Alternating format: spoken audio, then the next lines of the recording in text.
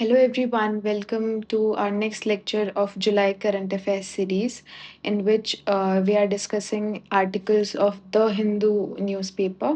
So आज हमारे पास जो article है is this building a durable India Australia partnership. So this is the article. इसके बारे में जो है हम पढ़ेंगे, ठीक है?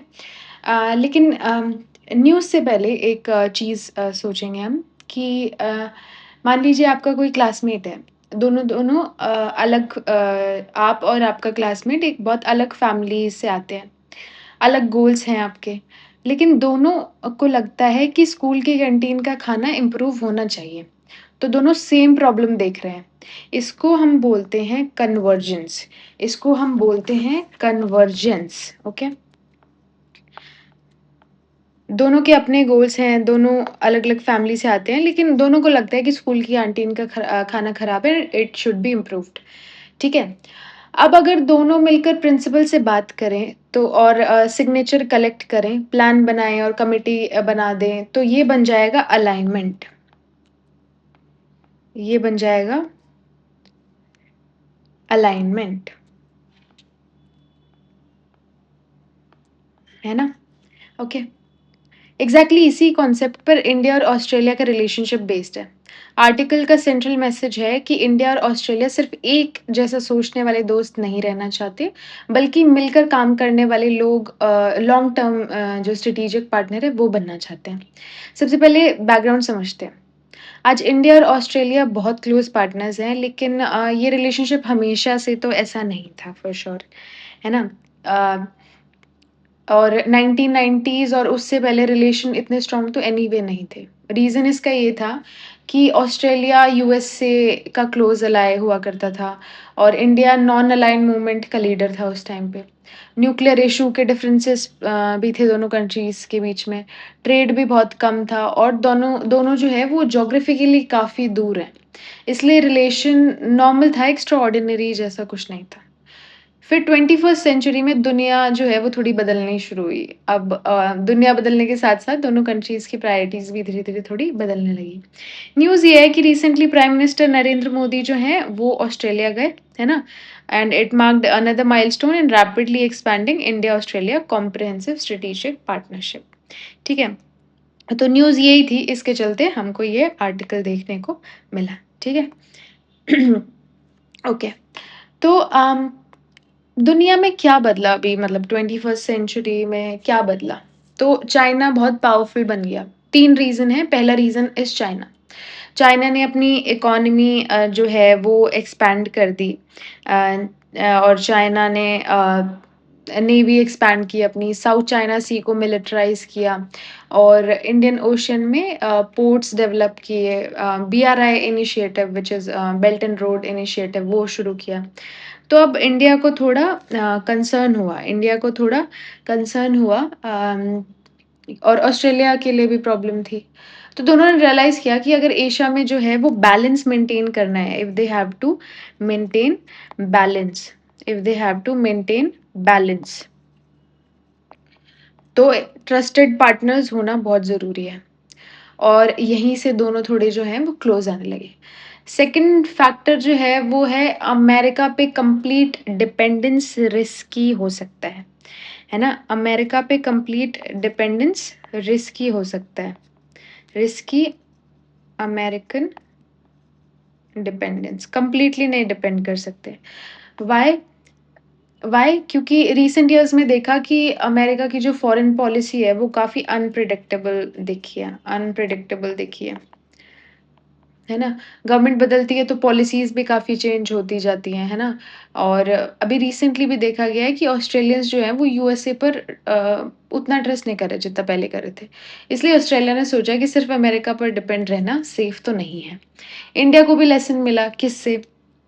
यूक्रेन वॉर से, है ना? यूक्रेन वॉर हो गया, ग्लोबल सैंक्शंस हो गए, उसके अलावा ईरान कॉन्फ्लिक्ट हो गया, सप्लाई चेन डिसरप्शन। उस सब की वजह से इंडिया ने रियलाइज़ किया कि कभी किसी एक कंट्री पर ओवर डिपेंड मत करो। अगर तुम सिर्फ़ एक दुकान से सब कुछ लेते रहोगे, कल को दुकान बंद हो गई तो तुम सामान कहाँ से लाओगे? इसी को इंटरनेशनल रिलेशन में हम स्ट्रेटेजिक डाइवर्सिफिकेशन कहते हैं। स्ट्रेटेजिक डाइवर्सिफिकेशन, ये आपका कीवर्ड हो गया, strategic diversification. I am sure आपने पहले तो ज़रूर सुना होगा, बहुत आसानी से आप इसको इस वर्ड को जानते ही हैं। इंडिया अब एनर्जी सप्लायर्स जो है वो डाइवर्सिफाई कर रहा है, वेपन डाइवर्सिफाई कर रहा है, टेक्नोलॉजी डाइवर्सिफाई कर रहा है ना, क्रिटिकल मिनरल्स भी डाइवर्सिफाई कर रहा है, और ऑस्ट्रेलिया भी एग्जैक्टली वही कर रहा है। तो यहीं पर दोनों की थिंकिंग मैच करती है। इसी को आर्टिकल में बोला गया है स्ट्रेटेजिक कन्वर्जेंस। तो स्टार्टिंग में हमने देखा था ना, दो बच्चे डिफरेंट फैमिलीज से आ रहे हैं, डिफरेंट गोल्स हैं, बट दोनों को लग रहा है कि कैंटीन का खाना खराब है and it should be improved. तो it is convergence of thought. तो इसी चीज़ को इंटरनेशनल रिलेशन में स्ट्रेटेजिक स्ट्रेटेजिक कन्वर्जेंस बोलते हैं। स्ट्रेटेजिक कन्वर्जेंस बोलते हैं, ठीक है। कन्वर्जेंस का मतलब है कि दोनों कंट्रीज जो है वो इंडिपेंडेंटली सेम कंक्लूजन पर पहुंच रही हैं। इंडिया बोल रहा है कि हमें चाइना को बैलेंस करना है, और ऑस्ट्रेलिया बोल रहा है कि हम चाइना पर ओवर डिपेंड नहीं रहना चाहते। सो सप्लाई चेन्स डाइवर्सिफ़ाई होनी चाहिए, ऑस्ट्रेलिया भी वही उसी के फ़ेवर में है। लेकिन दोनों ही अपने-अपने नेशनल इंटरेस्ट की वजह से बोल रहे हैं, ये है कन्वर्जेंस, ठीक है। लेकिन आर्टिकल बोलता है कि कन्वर्जेंस इनफ नहीं है, क्यों? सोचो, तुम और तुम्हारा दोस्त दोनों आईएएस बनना चाहते हो, ये कन्वर्जेंस है, ठीक है। लेकिन अगर तुम दोनों एक टाइम टेबल बनाओ, नोट्स शेयर करो, डेली डिस्कशन करो, आंसर राइटिंग करो, टेस्ट सीरीज़ जॉइन करो, तब तुम एक्चुअल में साथ काम कर रहे हो, ये अलाइनमेंट है। कंट्रीज के केस में भी सेम है। स्ट्रेटेजिक अलाइनमेंट क्या होता है? जैसे हमने कन्वर्जेंस तो देख लिया, स्ट्रेटेजिक अलाइनमेंट क्या होता है? स्ट्रेटेजिक अलाइनमेंट क्या होता है? अलाइनमेंट क्या होता है? तो सिर्फ एग्रीमेंट नहीं, प्रैक्टिकल कोऑपरेशन। सिर्फ ऐसे नहीं कि हम एक ही चीज़ चाहते हैं, बट प्रैक्टिकल कोऑपरेशन कैसा है? Joint military exercises, cyber cooperations, है ना? Technology sharing, information sharing, supply chain partnership, defence agreements, joint institutions आपने बना ली, एक्सेट्रा एंड एक्सेट्रा। इंडिया और ऑस्ट्रेलिया भी अब इस स्टेज की तरफ जा रहे हैं, ठीक है। अभी ये जो पीएम मोदी की जो विजिट थी, व्हाई इट वाज इम्पोर्टेंट, ये स्ट्रेटेजिक कन्वर्जेंस हो गया, ये स्ट्रेटेजिक अलाइनमेंट हो गया। Why India and Australia are moving closer, ये रीजन हमने देख लिया। First factor is rise of China, uncertain global order, है ना, including USA and Indo Pacific strategy, ये हम अभी डिस्कस करते हैं एनीवेज, ठीक है। पहले हम ये देखते हैं कि पीएम मोदी की जो ऑस्ट्रेलिया की विजिट है, ये इतनी इंपॉर्टेंट क्यों है। तो मीडिया जनरली डायस्पोरा इवेंट और स्पीचेस दिखाता है, लेकिन डिप्लोमेसी स्पीचेस से नहीं चलती, डिप्लोमेसी जो है वो एग्रीमेंट से चलती है। इस विजिट में बहुत इंपॉर्टेंट एग्रीमेंट्स हुए हैं। पहला जो एग्रीमेंट है, वैसे तो हम नोट्स में लेके आए होंगे, हाँ। पहला जो एग्रीमेंट है वो डिफेंस एंड सिक्योरिटी कोऑपरेशन है। इसका मतलब अगर इंडियन ओशन में कोई प्रॉब्लम आए, जैसे पायरेसी हो गया, स्मगलिंग हो गया, लीगल फिशिंग हो गया, टेररिज्म हुआ फॉर दैट मैटर, तो दोनों कंट्रीज बेटर कोऑर्डिनेशन करेंगी। ये नेटो जैसा अलायंस नहीं है, और इंडिया किसी मिलिट्री अलायंस में नहीं जा रहा। इंडिया अपनी स्ट्रेटेजिक ऑटोनॉमी मेंटेन करना चाहता है, यानी कि friendship yes but alliance no, ठीक है। तो defence cooperation, maritime security, coast guard cooperation, intelligence sharing, maritime surveillance, है ना, ये सब चीज़। तो ऑस्ट्रेलिया का जो मैरीटाइम बोर्ड कमांड है, ऑस्ट्रेलिया का मैरीटाइम बोर्ड कमांड है, और इंडिया का जो इंडियन कोस्ट गार्ड है, अब मिलकर काम करेंगे। इमेजिन करो, इंडिया ओशन में एक सस्पिशियस जो शिप है वो चल रही है, तो पहले दोनों कंट्रीज अलग अलग इन्फॉर्मेशन कलेक्ट करती हैं।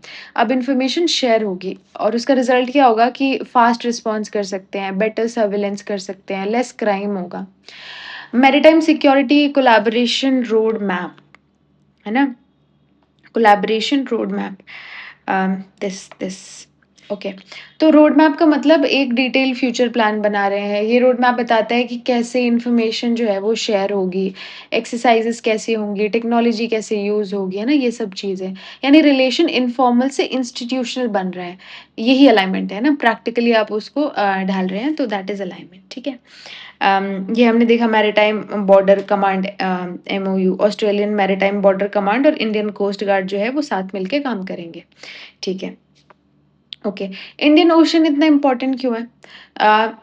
इंडिया इंडिया बिल्कुल इंडियन ओशन के सेंटर में बैठा है और ऑस्ट्रेलिया भी इंडियन ओशन का मेजर कंट्री है। तो इंडियन ओशन से गुजरता है oil, gas, trade, containers, supply food supplies, electronics वगैरह। अगर इंडियन ओशन जो है वो डिस्टर्ब हुआ तो ग्लोबल इकोनॉमी डिस्टर्ब हो जाएगी और इसलिए दोनों कंट्रीज़ यहाँ कोऑपरेशन बढ़ा रही हैं, ठीक है? दोनों कंट्रीज़ कोऑपरेशन बढ़ा रही हैं।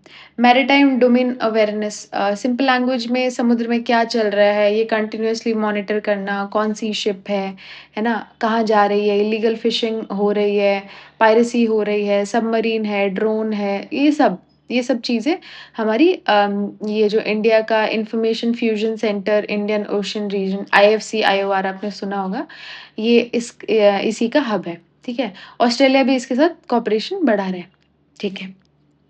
Okay. Technology partnership, uranium critical minerals, okay. Shadow fleet क्या होती है? पहले हम ये देखते हैं कि what is shadow fleet? Shadow fleet, ठीक है? तो यूक्रेन वॉर के बाद ये टर्म जो है वो फ़ेमस हुई। कई शिप्स अपनी आइडेंटिटी हाइड करके सैंक्शंस अवॉइड करती हैं, ऑयल ट्रांसपोर्ट करती हैं, इल्लीगल ट्रेड करती हैं, जो फ्लैग्स वगैरह है वो चेंज करती हैं, ट्रैकिंग डिफ़िकल्ट हो जाती है इसकी वजह से।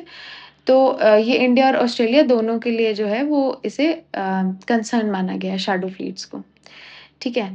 अंडर सी केबल्स क्यों इम्पोर्टेंट है? अब इंटरनेट का 95 जो ट्रैफ़िक है वो सैटेलाइट से नहीं आता बल्कि ये सबमरीन जो ओशन में वो हैं क्या बोलते हैं केबल्स हैं उनकी उससे आते हैं। अगर किसी ने केबल कट कर दी तो इंटरनेट बैंकिंग, मिलिट्री, कम्युनिकेशन सब इम्पैक्ट होगा। इसलिए अंडर सी केबल सिक्योरिटी भी पार्टनरशिप का पार्ट है। ठीक है? फिर cyber and critical technology partnership. New initiative launch हुआ है पैक्ट्स करके, partnership on cyber critical technology and supply chain. Partnership on cyber critical technology and supply chain. इसका फोकस होगा AI, quantum, semiconductor, cyber security, trusted telecom, emerging technology in सबको लेकर, ठीक है? ये फ्यूचर इकोनॉमी का फाउंडेशन हम इसको कह सकते हैं।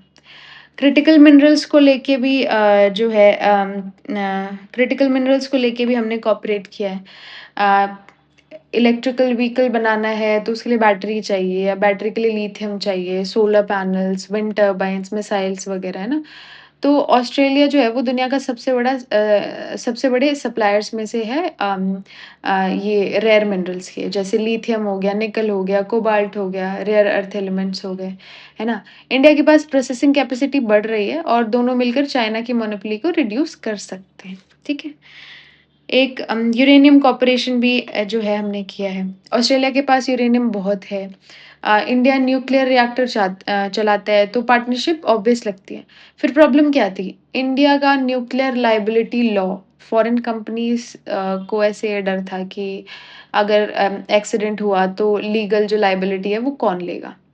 इस अनसर्टेनिटी की वजह से जो यूरेनियम एक्सपोर्ट है वो प्रैक्टिकली स्टार्ट ही नहीं हुआ। तो रीसेंट रिफॉर्म के बाद में जो शक्ति बिल हम लेके आए थे, उसके बाद में जो कॉन्फिडेंस है वो थोड़ा इम्प्रूव हुआ। पुराना एग्रीमेंट फाइनली ऑपरेशनल बन रहा है, ठीक है? ट्रेड एग्रीमेंट भी किया है हमने। हाँ, ट्रेड एग्रीमेंट भी किया है हमने इसके साथ में क्या बोलते हैं ऑस्ट्रेलिया के साथ में। क्या है वो trade agreement? Economic cooperation and trade agreement.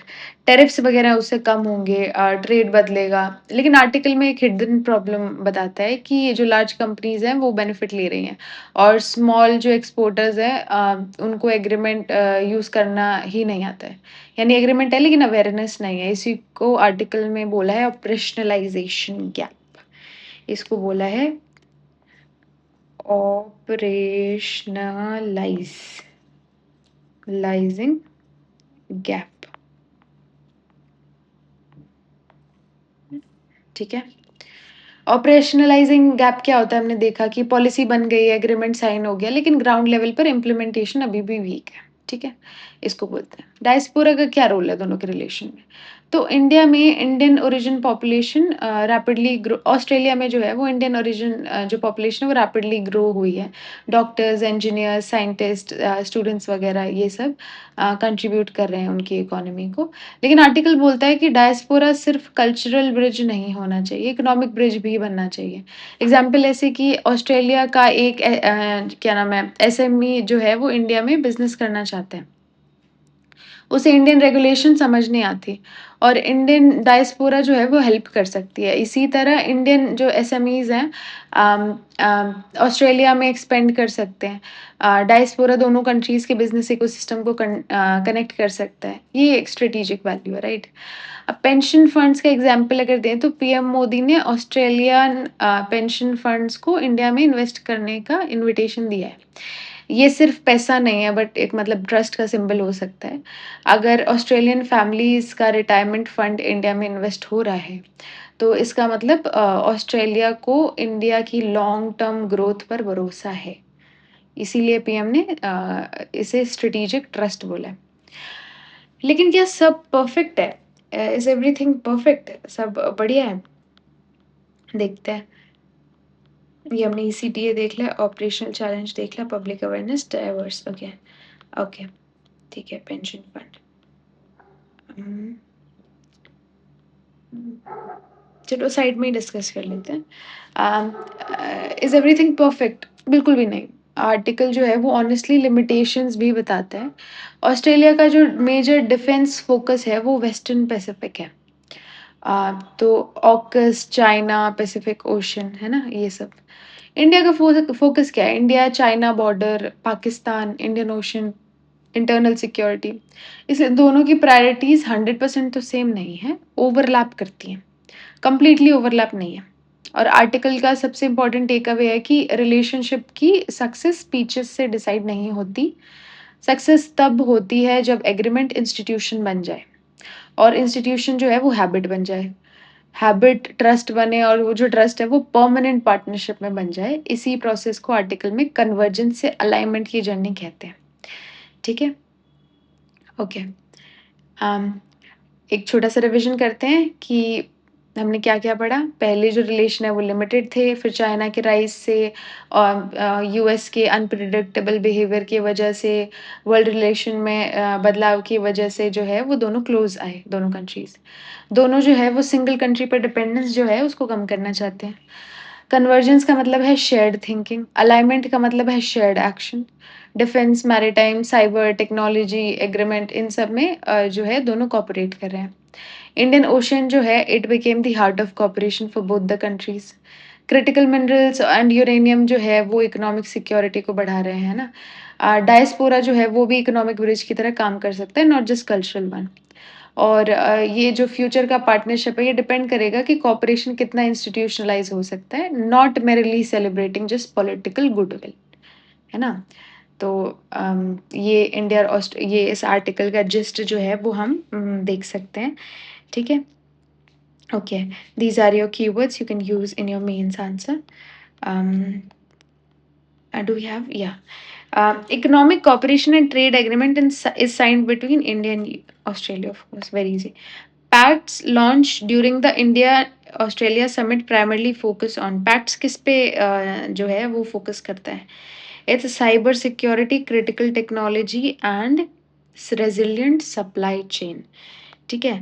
Which of the following minerals is Australian important global supplier and is strategically important for India's energy transition? Lithium, yes.